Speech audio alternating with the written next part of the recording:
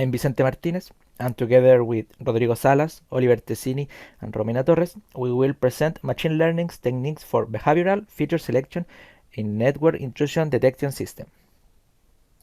Here are the topics for presentation. First, introduction, materials and methods, results, conclusion, and future work.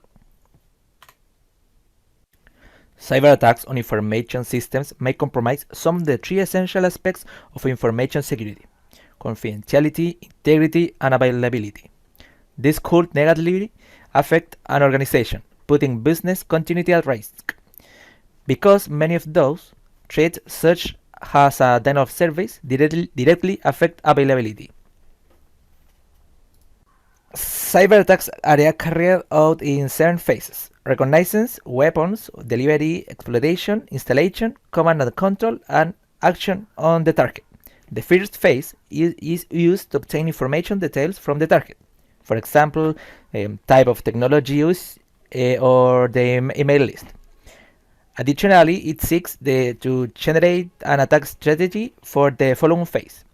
In the second phase, with the information stolen from the previous phase, payloads or malicious code are created to take advantage of any vulnerability or weakness in the system. The payload is sent to the victim in the third phase and executed to exploit the vulnerabilities in the fourth phase. In phase 5, the malware is installed on the victim system. In phase 6, it is possible to take control of the victim's computer and steal confidential information. Finally, in the 7th phase, actions are taken on the target computer, either stealing information or leaving botnets to extract password or images, or even more, to activate cameras or microphones. A network intrusion detection systems use a user behavior model to detect anomalies and eventual cyber attacks. The most frequent types of attacks are denial of service, brute force, penetration attacks based on browser that exploit, for example, vulnerabilities such as cross-site scripting, attacks made by remote execution by command line, SSL attacks based on intercepting encrypted data to gain benefits, a back attack left by application that expose remote access, among others. Mustafa have published this database where raw network packets were created by using the perfect storms tool in the Cyber Range lab of the Australian Centre for Cybersecurity. It's a hybrid set consisting of real data and synthetic data of network traffic. During 2 days, several attacks scenarios were generated in a controlled and monitored environment. The number of records in the training set is the 175,341 records, and the testing set is the 82,352. The dataset has 42 numerical and 5 categorical characteristics. Where gathered, these variables were divided into flow, basic, counted, time, and other characteristics, which are combination of the previous variables. It also has 2 output characteristics: normal, which is 31.9%, versus attack, which is 68.1%, and the different types of attacks contained in the attack percent are filters, analysis, backdoor, DOS, exploits, generic, reconnaissances, shellcode, and worm. Machine learning techniques consist of a set of highly parameterized and non-linear models based on data with the ability to have good generalization performance. In this article, we considered the decision tree-based machine learning techniques that are listed below. Decision tree is a machine learning technique whose architecture consists of a tree data structure where each node is a test for an input variable, and the outcomes or results of this test are benches or edge that connects to another node.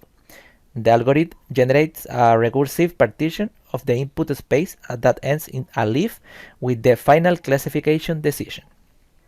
Gradient boosting is an ensemble of weak prediction models such as decision tree. Random forest is an ensemble of randomized decision trees constructed with the bootstrap aggregation technique. And XGBoost is a special variant of the gradient boosting that optimizes the mechanism of finding the best feature split and to generate a new branch. This technique uses the distributions of the feature to reduce the search space of possible feature splits. And the feature selection, the quality of the predictions of the machine learning algorithms depends mainly on the number of samples and the amount of relevant information contained in each variable to describe the phenomenon of interest. The main stage of a feature selection process are generation of subsets, evaluation of subset, measurement of the quality level of the solution based on each subset, stopping criteria based on an evaluation function, and selection only the relevant inputs will reduce the level of complexity of generated data models. In this work, the performance of the following feature selection methods are evaluated to Cabez chi-square. This technique applies the chi-square test to select the K features with the highest score obtained by computing the chi-square statistics. The chi-square test measures the dependence between the stochastic variables, and it is used to determine whether there is a statistically significant difference between the frequencies of two or more categories of a contingency table. The recursive feature elimination is a wrapper type feature selection algorithm where the machine learning method is initially trained with the whole set of features. Afterwards, recursively, the least important features are pruned from the set of features until the desired amount of feature is reached. Feature importance is a technique that assigns a score to input characteristics based on how useful they are at predicting a target variable. Most decision tree-based machine learning are able to compute the feature importance score based on the Gini index. The hierarchical clustering with feature importance method combines the word hierarchical clustering and the feature importance techniques in sequential order. The hierarchical clustering is applied to the Spearman rank order correlation using the Warsi minimum variance linkage on a condensed distance matrix. From each cluster, and a single feature is selected has a representative characteristic. Afterwards, the feature importance is applied to a rank and select the most relevant feature for predicting the target variable. In order to be able to visualize the highly dimensional dataset, exists a method called distributed stochastic neighbor embedding. The method is an unsupervised, nonlinear technique mainly used to improve the visualization regarding how a multi-class dataset is organized. This figure shows the projection according to the Tessini technique. It can be seen several data fragments in the peripheral region of the chart that belongs to the same type of attack.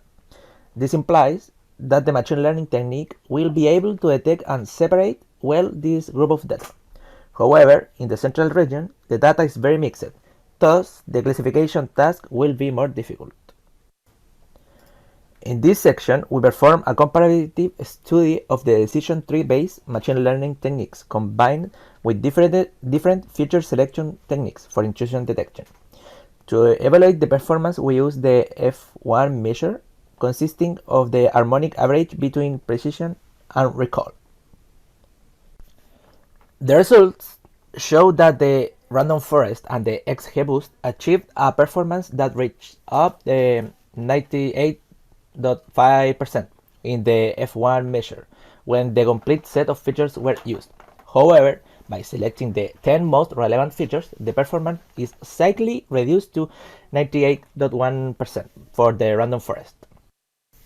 This table shows the ranking of features obtained for the random forest and XGBoost by considering the complete set of features and by selecting 10 features with the different methods explained before. The selected features varies depending on both the machine learning and the feature selection method. Features with lower values are more relevant than those with higher values. This table shows the results obtained by comparing the performance according to the F1 measure obtained by the random forest classifier according to the type of technique of selection of characteristic used. The table shows the performance obtained by considering all the features and by selecting 10 features with the techniques explained before. As it was expected, the best set of features and the best feature selection technique vary depending on the type of attack. In the most cases, the feature selection technique that presented the best results was feature importance, in 6 cases, followed by RFE, 3 cases. And it is interesting to note that in 6 cases out of 9, analysis, backdoor, exploits, fusers, recognizes, and shellcode, the performance of the classifier improved when was made with the subset of features selected. On the other hand, in 2 cases, DOS and generic, the technique present similar results. Afterwards, for each type of attack, the classifiers, together with the feature selection technique that obtained the best results, were selected. With this selected main machine learning technique, a ranking of the 5 most relevant features were made for each type of attack, where the importance were measured by using the feature importance metric of the trained random forest classifier. The first thing that is observed is that the set of most relevant characteristics is different according to the type of attack. For example, to study the analysis attack, it is suggested to observe the features SMIN, service, SBytes, and proto, and CT serve DST. An interesting aspect that can be seen in the table is the appearance of the features duration and the mean, and the TCPB has relevant to detect attacks such as DOS, exploits, and worms, respectively, but which, however, were not identified as relevant features to detect an attack versus normal traffic. Another relevant aspect to observe is the importance of some features to detect types of attacks, where, for example, SByte is important for all the attacks. SMIN is relevant in 8 of the 9 attacks, service in 6 of 9 attacks, and proto in 4 of 9 attacks. And finally, the conclusion and future work are identifying the relevant characteristics could help to understand the behavior patterns of the network when it is under attack. And in this paper, we present a subset of only 25% of the characteristics that must be observed to detect an intrusion and classify the type of attack to create a defense response. If a subset of variables is used, similar results can be obtained from using all variables.